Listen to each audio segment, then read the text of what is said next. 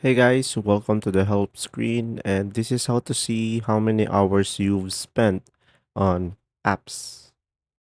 So guys, this process that I'm gonna show you will work on iOS and Android devices.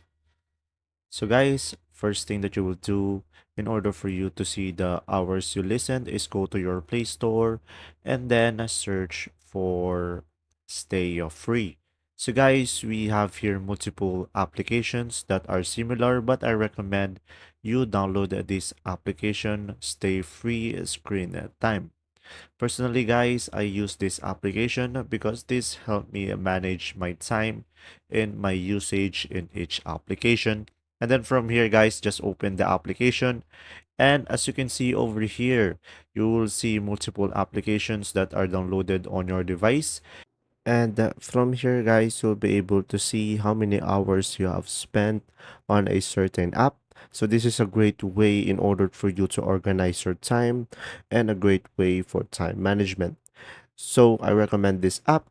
And there you go. If this video was helpful, please like and subscribe. And thanks for watching. See ya.